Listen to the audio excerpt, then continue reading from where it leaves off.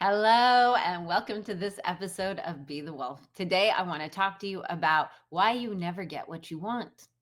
Now, I know a lot of people who are experiencing this in their life. They're experiencing that they're working really hard and they never quite get to that thing that they're chasing, or they might get it and it doesn't feel the way you wanted it to feel. So then it just becomes another thing that you didn't want. Or you get it, you get the love, you get the job, you get the client, and then something happens and it gets taken away. So these are the things that happen if people have this subconscious mindset that I like to call upside down.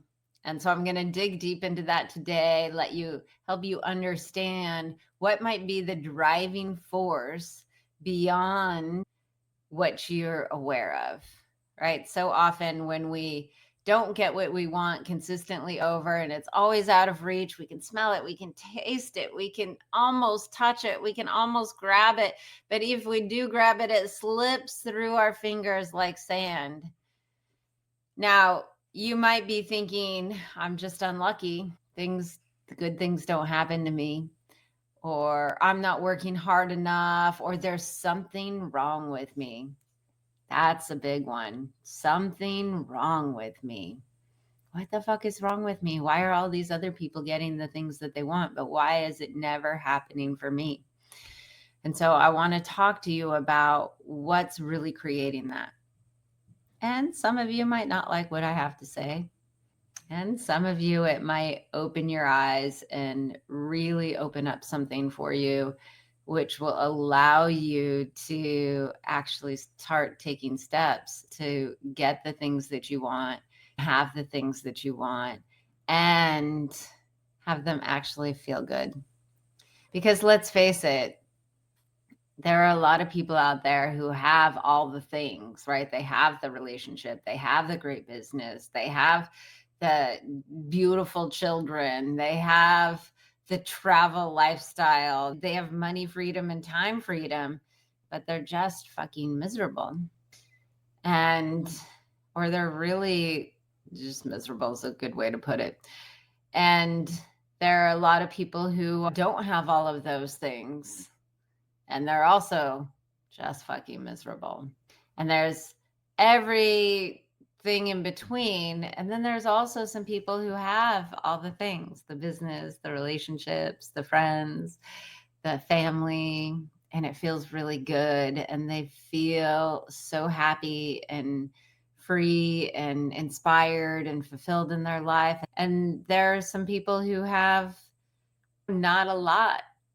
Maybe they would be considered on the poor or poorer end of the spectrum, but they also feel very happy, very fulfilled, and very content and feel free. And so we could have all the things in the world, but if it doesn't make us feel happy, content, and free, if it doesn't make us feel peace, if we don't feel that love and that joy in our life and that internal freedom, what's the fucking point? So this is about really unwinding the reason why you're not getting what you want. And by not getting what you want, I mean, even if you get it, it doesn't feel the way you want it to, or it gets taken away. So I'm going to start with a story here. I'm going to tell you when I was 2 years old, I was working really hard on something. I can't remember what it was. Based on my history, it might have been trying to figure out how to tie my shoes. But I'm not positive. But I remember being sitting in the other room from my mom, and I had been trying to do this thing forever, like in my little mind forever. Who knows? It could have been 5 minutes, but I finally did it. And I was so excited. Like I was overwhelmed with this like excitement, like, holy wow, I can do things. I did this kind of understanding that I have impact and power in the world. And that was such the most incredible feeling. It was the feeling of accomplishment. It was the feeling of loving myself. It was the feeling of so many just empowerment, and I can remember what this feels like mostly because I can go back and step inside that moment. Believe it or not, we have access to all those past moments in our life. And I remember just being so excited that I wanted to share it with somebody. Have you ever felt that way where you were so excited about something you accomplished or that you did and you wanted to share it with somebody? Well, that was me, 2 years old. I run into my mom's room, and next thing I know, I'm flying across the room. My face hits the door jamb. My mouth is bleeding. I've tasted blood for the first time. And then my mom proceeds to yell at me and tell me that I did something wrong. Like, I don't remember the words, but I know the feeling was that I did it wrong and that I was bad. And so what happened for me was it became this link. It was the beginning, but there became this link of when I accomplish, when I do something really amazing, when I feel powerful and empowered, that I'm going to get smacked down. And so that was the beginning of the pattern. And so in the course of my life, it was reinforced over and over. And sure, I could blame it on whoever, it doesn't matter. And it was definitely a pattern in my life when I was the second, well, yeah, the first time I was sexually assaulted as a child, I had gone into that room with the intention of saving somebody. I was feeling empowered, very full of myself, and I was going to go and save the other girl that was down in that basement. And then terrible things happened. Smackdown. When my second sexual assault as a child, I had stood up for myself. I was going to make that person understand and believe that what they were doing, that getting drunk while they were babysitting a child, was wrong, and that they were being irresponsible and they needed to clean up their act. And then something terrible happened. Smackdown. So this pattern happened, and it became this thing where, for me to step into that empowered feeling and that drive and that doing things that made me feel really proud of me, doing the things that I wanted, doing the things that felt so natural to my soul, were followed with a smackdown. And so my brain automatically assumed that the smackdown was going to happen, right? After you experience something enough times, you begin to believe that's how the world works. And so the stories I share are kind of extreme, but they don't have to be that extreme for you to have this same thing. You might be a kid joyful and singing and constantly, and singing is something you love. It makes you feel empowered. It makes you feel so good and makes you feel joy. And maybe the people around you didn't like it. Oh, shut up. You sing like a frog. Pipe down. Keep your mouth shut. Be quiet. And so you learned to stuff down that part of you, that aspect of you that creates your joy. And maybe you had a parent who didn't like to be outshined. Maybe they said, "Oh, good job, Sally. Good job, John." But you could tell, you could feel by the way they said it that they were really jealous of the attention that you got. So you learn to stuff down your accomplishment, stuff down your drive to be the best version of you. Maybe I had a client who used to blow things up when they were little, and obviously they got in trouble for that. But what was underneath that was this joy of deconstruction, of seeing how things worked, like learning, like for them, one of their core values and one of the things that at the core lights them up is really breaking things apart and figuring them out. And so when they were a little kid, blowing shit up was one of the ways that they were figuring out how to break things apart and figuring out how things worked. And so they got in trouble. And so they learned that that aspect of themselves they needed to shove down and not access it, not be it.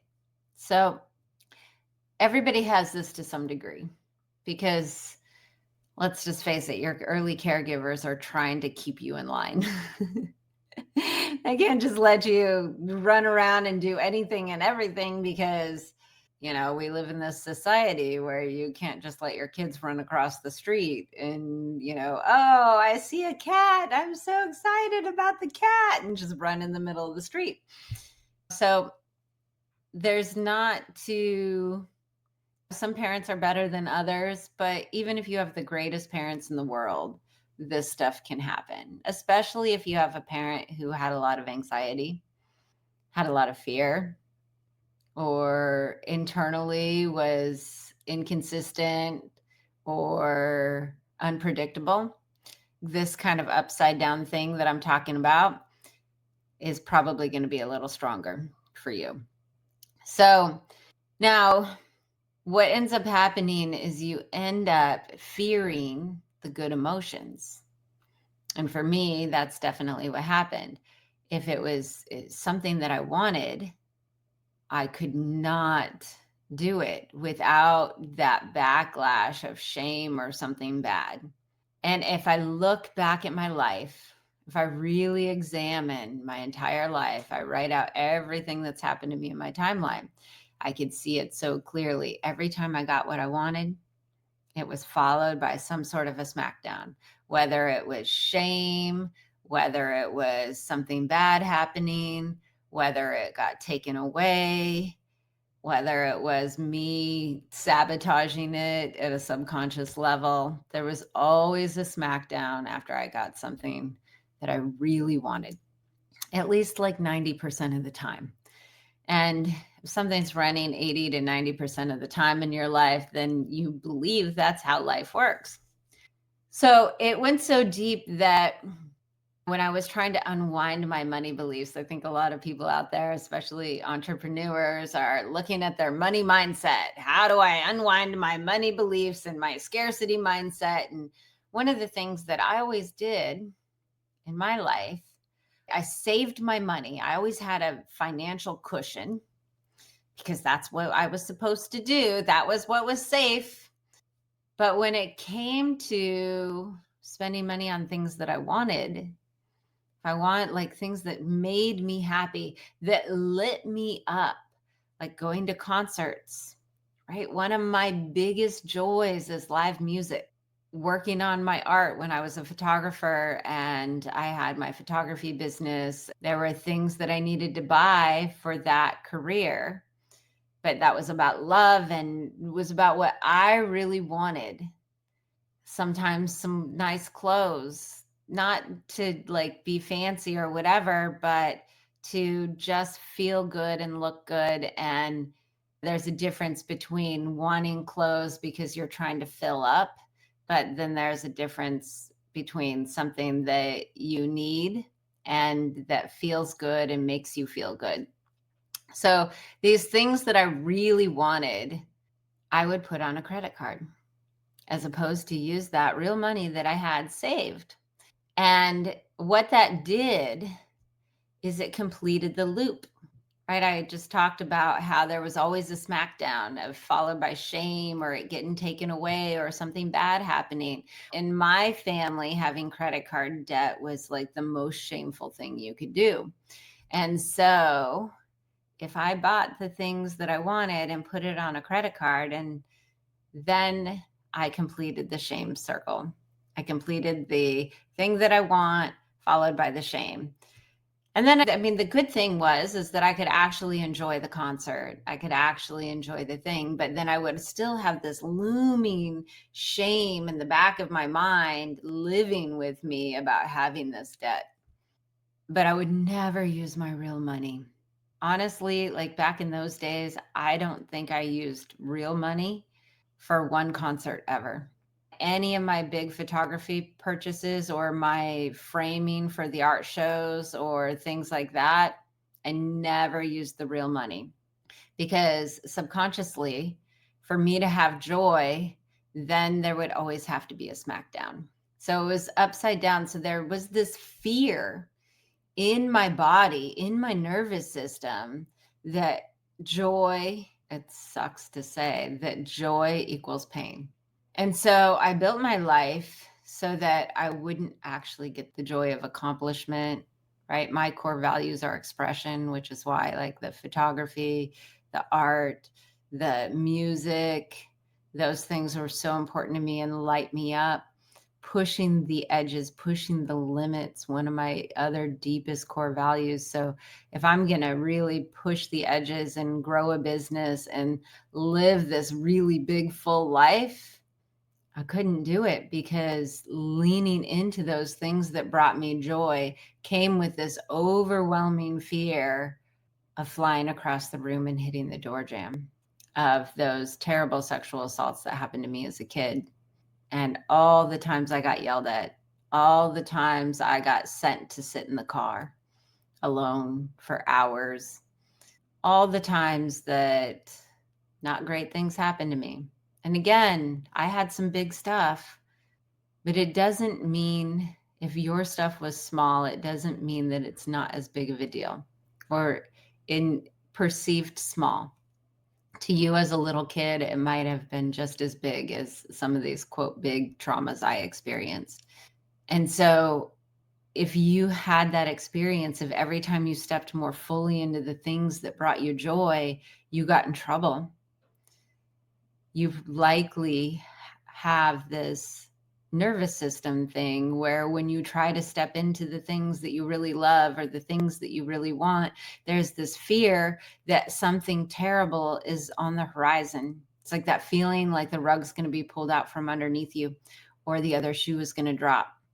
And if you're experiencing that when you're trying to create the things that you want in your life, you're going to subconsciously sabotage it. You're going to subconsciously choose the wrong partners, because you need that smackdown so that you don't have to face those original fears, because those original fears are still stuck in your body.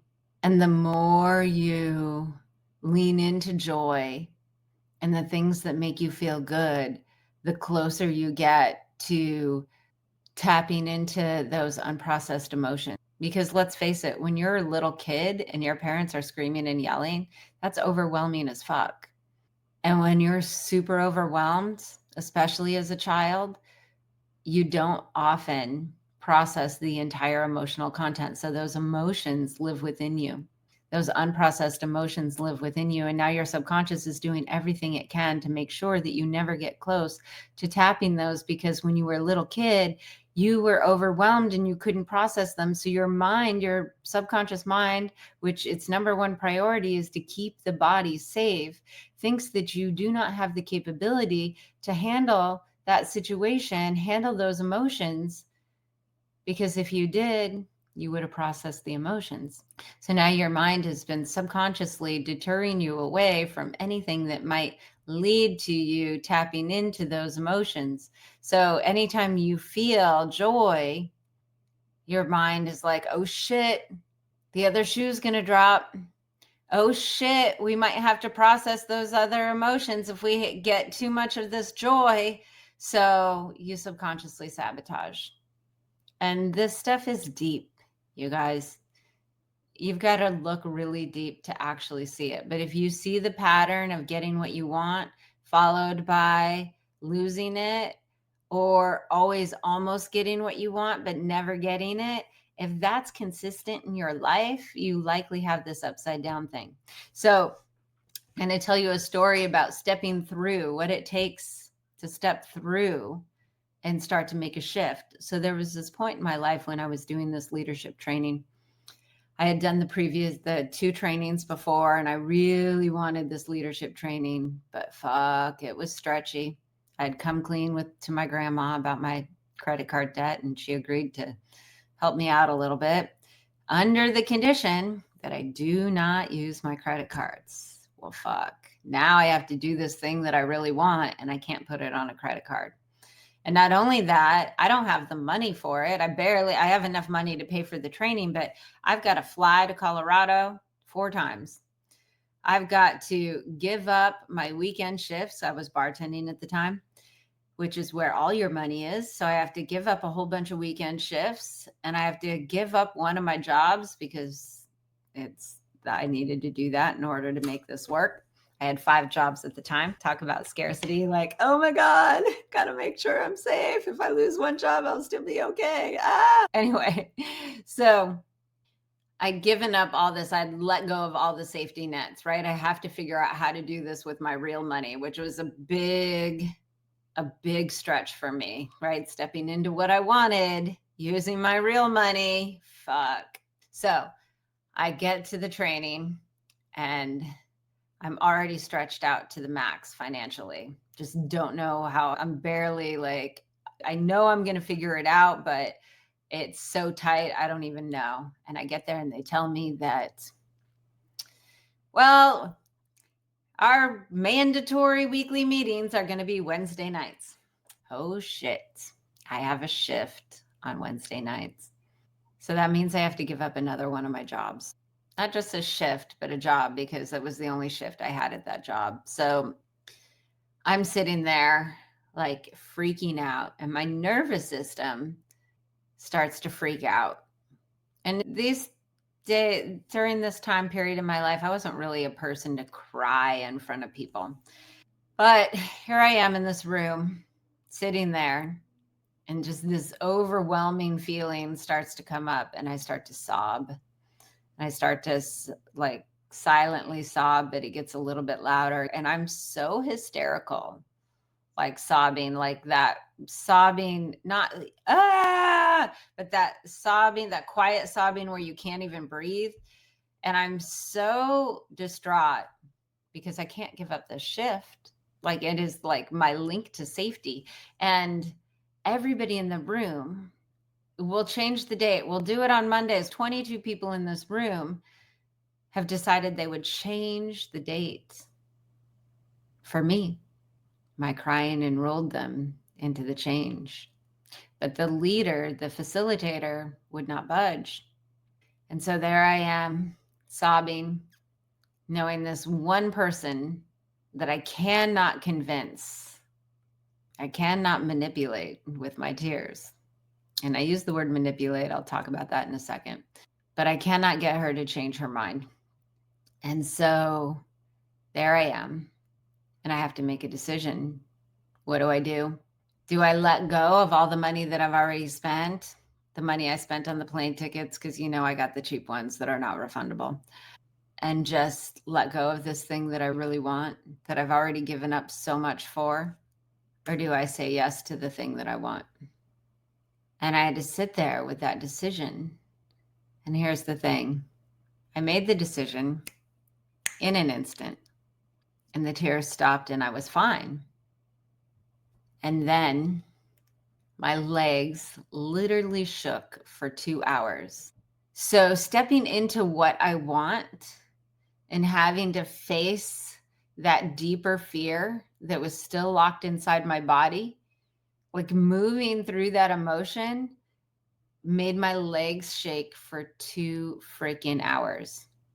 And so the crying, when I say manipulation, our subconscious mind is so powerful that it will do anything to make sure we don't have to face those emotions that are so deeply repressed inside our body. And so instead of me just saying, okay, I'll figure it out, right? Which is ultimately what I did, but I had to go through that crazy process. That whole process took an hour. In the leadership training, me being in my shit took an hour away from everyone else. I mean, I'm sure people learned and got a lot from it. I know I learn and get a lot from when I'm watching other people be in their shit. But so an hour of time to break through that, and my nervous system still was like shaking and freaking out for 2 hours.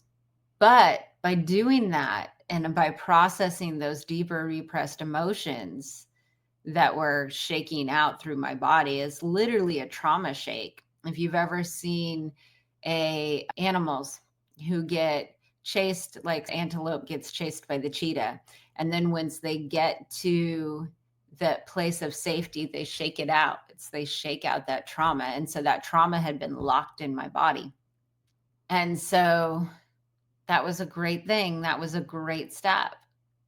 It was not enough to break that upside down thing. I've had clients who we get them to this frequency of joy, this frequency of really positive emotions, and they're freaking out. Like they're like, oh my God, this is the most uncomfortable thing I've ever, like, this is horrible. But see, I can feel the frequencies of joy, but they don't know that it's a positive thing, because just like for me, it felt so terribly uncomfortable that it made me cry in front of people that I would never cry in front of for a long time. So terribly uncomfortable that when I did step through it and sit in it and be in it and make that choice to stay in that frequency of choosing what I wanted, that my legs shook for 2 hours.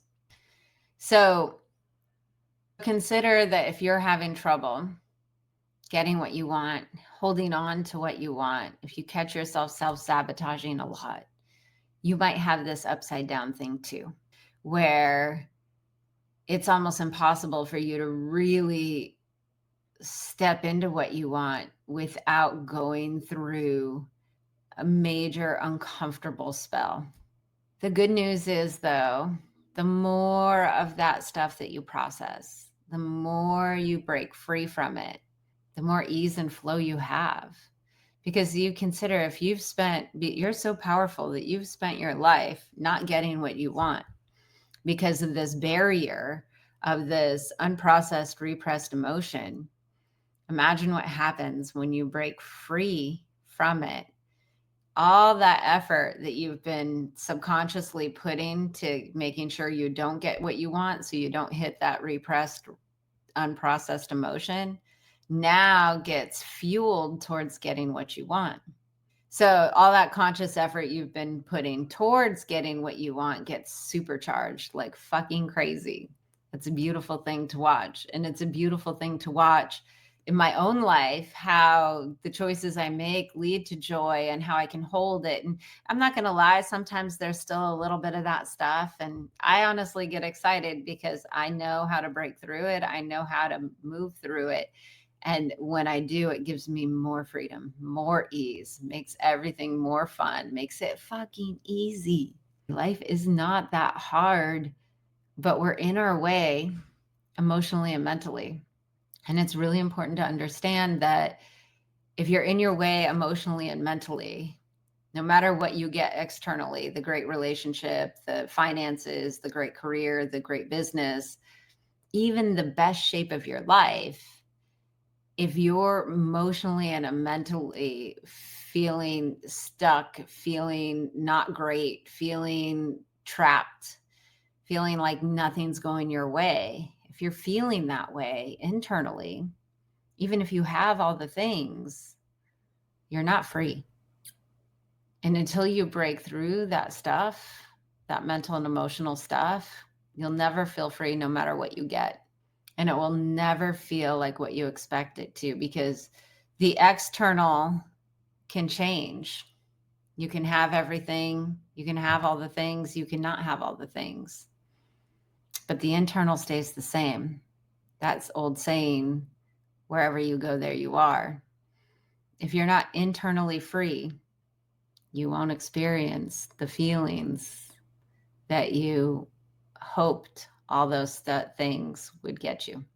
And the beauty of it all is that when you become internally free, you're operating more and more from the truth of who you are. And if you've been listening to me, you know that when you operate from the truth of who you are, not only do you feel great, not only do things become easier, but humanity evolves too.